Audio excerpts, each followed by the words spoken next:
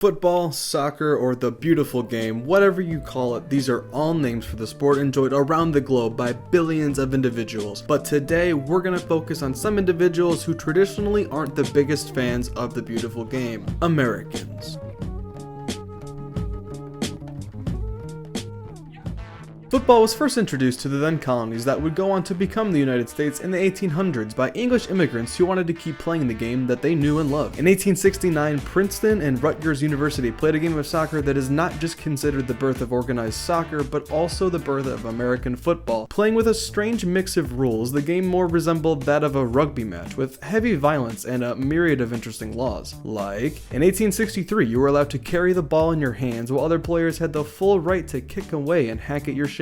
There was no crossbar. Teams changed ends of the pitch every time a goal was scored. It was a mess. But to correct that mess, methods were put in place to make sense of this ever-evolving sport, which seemed perfectly paired with this new and evolving nation of America. The first real attempt at creating a governing body for soccer in the US was the American Football Association, or AFA. Created in 1884, it sought to bring some sense of organization within teams in New York and New Jersey, and eventually expanded into Pennsylvania, Massachusetts, and Texas. Now, all was relatively well with the AFA until 1894, when owners of some MLB teams created a league of their own to generate profit during the offseason, the ALPFB. Now, the coexistence of the AFA and ALPFB would never really come to fruition, as the already established AFA placed punishments on any players who joined the ALPFB, banning them from the AFA structure for life in return. So as you can imagine, the ALPFB didn't have the strongest start to life, and it didn't have the longest one either, folding after a measly 17 days of existence. The AFA continued as the only governing body, and again, all things were relatively calm as the league carried on, until a new competitor reared its head in challenge of the AFA. In October 1911, the AAFA was officially established. The AAFA's influence spread far, but not very wide, as it gained influence in the northeastern area. If things weren't confusing enough as it is, in 1912, just 1 year after the AAFA's founding, both the AFA and the AAFA applied to become members of FIFA,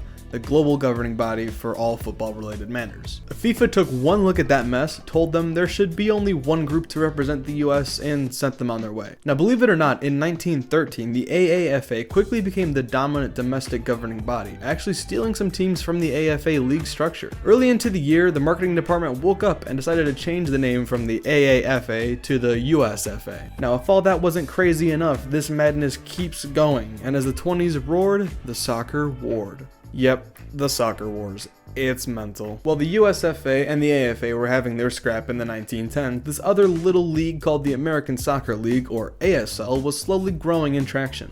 It grew to such a point where its size genuinely rivaled the USFA and was challenging it for the title of the true main soccer organization in the United States. All things came to a head due to scheduling conflicts surrounding an inter-league tournament called the Challenge Cup. The ASL boycotted the tournament and prevented its teams and players from participating shortly thereafter. Things only got worse for the already wounded ASL as investigations by FIFA led to the accusation that the ASL clubs were actually signing players still under contract with other clubs. At this point, the ASL is pretty much in meltdown and basically starts digging their own grave. They establish a new tournament to replace the Challenge Cup from earlier, only for 3 teams of their own league to reject it and continue to play in the USFA ran Challenge Cup instead. The ASL suspended and fined the 3 clubs, who all ended up joining local semi-pro leagues. If you remember anything from history class, you'll know the 1930s are coming, and with that, just like the winter for many college students, comes the Great Depression.